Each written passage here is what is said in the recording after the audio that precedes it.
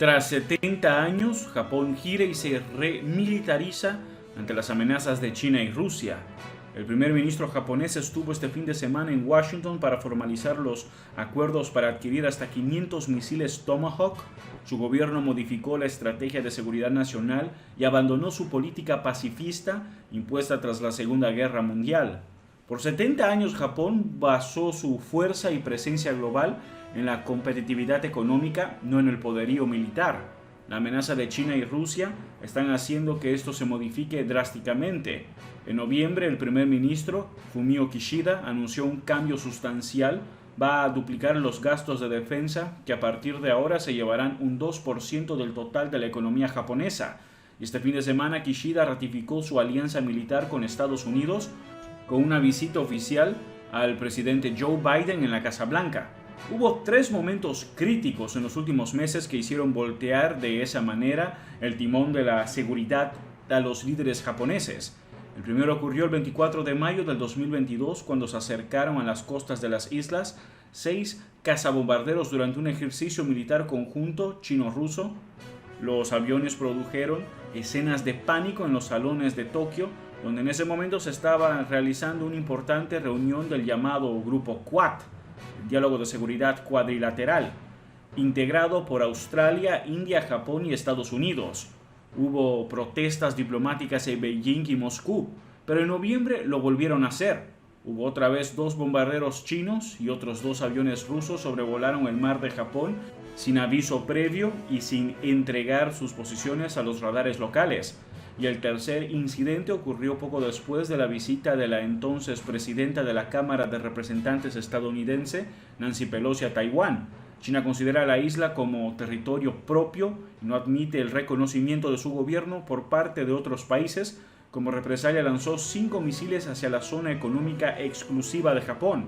En Tokio se encendieron todas las alarmas y lo que hasta ese momento parecía imposible, como es una remilitarización del país, comenzó a tener un consenso inesperado. El conflicto de China con Taiwán nos coloca en el centro del escenario sin que tengamos injerencia directa en los acontecimientos. Nos obligan a reforzar nuestra defensa, explicó el exministro Nobuo Kishi durante una conferencia la semana pasada.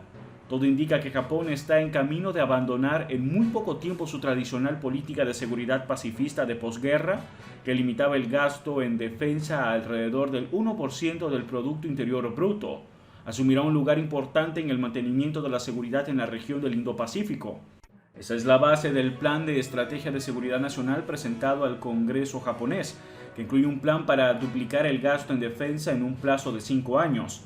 Ese gasto, que asciende a unos 320 mil millones de dólares, financiará el mayor refuerzo militar de Japón desde la Segunda Guerra Mundial e implica el tercer mayor presupuesto de defensa del mundo después de Estados Unidos y China. Esto incluye el desarrollo de un arsenal de armas hipersónicas de tecnología propia y la adquisición de materiales con capacidades de contraataque preventivo, como los misiles de crucero Tomahawk de Estados Unidos. Japón ya había comenzado a realizar cambios en su estrategia de defensa durante los gobiernos del asesinado ex primer ministro Shinzo Abe hacia el final de su mandato. Los gastos en defensa habían aumentado hasta casi un 10%. En ese periodo también se interpretó con una ley del Parlamento la Constitución de la Paz del país, impuesta por Estados Unidos tras la derrota en la Segunda Guerra Mundial, y permitió a los militares japoneses movilizarse en el extranjero por primera vez desde 1945. Abe también intentó modificar el artículo 9 de la Constitución, que renuncia a la amenaza o al uso de la fuerza por parte de Japón, pero tuvo que detenerse ante las enormes protestas populares que se registraron en todo el país. Tras las agresiones chino-rusas, las cosas parecen haber cambiado en la opinión pública. Ahora las encuestas muestran que la mayoría de los japoneses apoyan el refuerzo militar. Un sondeo realizado en agosto pasado por Gigi Press mostró que el 75% de los japoneses de entre 18 y 29 años apoyaba el aumento del gasto en defensa, y más del 60% de ese grupo de edad estaba a favor de las capacidades de contraataque japonesas. El premier Fumio Kishida también cambió su posición. Durante su carrera política y mientras ocupó la Cancillería, era conocido por integrar el núcleo de las palomas entre los liberales que se oponían al restablecimiento de un aparato militar importante en el país. Ahora lidera la posición del rearme. Hasta el 2013, cuando Xi Jinping asumió el poder en China, la Estrategia de Seguridad Nacional de Japón calificaba a China de socio estratégico. A partir de entonces todo cambió. Xi anunció que China iba a recuperar la vecina Taiwán para integrar plenamente a la isla a su territorio y comenzaron las agresiones. Al mismo tiempo, China lanzó su política de la construcción de islas artificiales para dominar los mares que la separan de sus vecinos, entre ellos Japón. Ahora, con la redacción de la nueva legislación japonesa, China representa un desafío estratégico sin precedentes y el mayor para garantizar la paz y la seguridad de Japón. El expansionismo incremental pero implacable de China bajo Xi ha hecho insostenible la postura pacifista de Japón, escribió el profesor Brahma Shelanei en un artículo publicado en el Japan Times. La invasión rusa de Ucrania intensificó el temor de que China pueda utilizar su poderío militar para reconquistar Taiwán e imponer su presencia al resto de los vecinos. Es por eso que Japón cree ahora que su seguridad depende en gran medida de la de los taiwaneses, una visión que se extiende a otras dos potencias pacifistas del Indo-Pacífico, India y Australia, que también están reviendo sus estrategias de defensa ante el expansionismo chino, una tendencia que además se extiende por el mundo. Alemania, otro país pacifista, también tiene planes de aumentar sus gastos en defensa hasta el 2% del PIB. Suecia y Finlandia tendrán que destinar mucho más dinero para sus militares al entrar en la OTAN, como consecuencia de la amenaza rusa y la invasión a Ucrania. Gran Bretaña ya está por encima del gasto de defensa del 2% del PIB y tiene planes de duplicar este presupuesto para el 2030. Estados Unidos acaba de aumentar un 8% su ya extraordinaria infraestructura militar. El principal foco de conflicto directo entre Beijing y Tokio está en el mar de la China Oriental, donde China reivindica la soberanía sobre las islas Senkaku, que están administradas por Japón.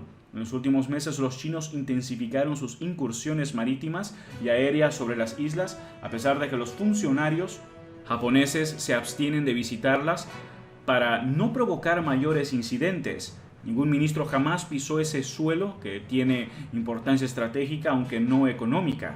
Pero esto tendría que comenzar a cambiar. Si Japón quiere perturbar y derrotar las amenazas, como dicen las nuevas estrategias de seguridad nacional, los líderes japoneses deben actuar de forma proactiva para vencer a China en su propio juego, escribió el profesor Brahma Shelanei, de origen indio y experto en el tema de la Robert Bosch Academy de Berlín.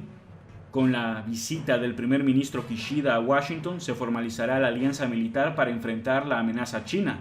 Estados Unidos proporcionará a Japón entre 400 y 500 misiles Tomahawk que pueden alcanzar emplazamientos de misiles en China o Corea del Norte. El otro gran enemigo que se la pasa haciendo pruebas de sus cohetes por encima de las islas. Japón también quiere proteger sus activos de defensa basados en el espacio, que incluyen bombas guiadas por satélite y una versión japonesa del sistema de posicionamiento global estadounidense del creciente arsenal antisatélite de China. La Casa Blanca ya anunció que ampliará el antiguo Tratado de Seguridad de Estados Unidos con Japón para cubrir los ataques en el espacio. Todo esto aumenta la incertidumbre en esta era en la que nos acercamos peligrosamente a las posiciones que el mundo tenía en los años 30 y 40 del siglo pasado, con naciones y ejércitos fuertes que terminaron confrontando en la peor tragedia militar global que hemos vivido hasta ahora. Eso es todo por ahora. No olviden comentar y suscribirse. Hasta el próximo video.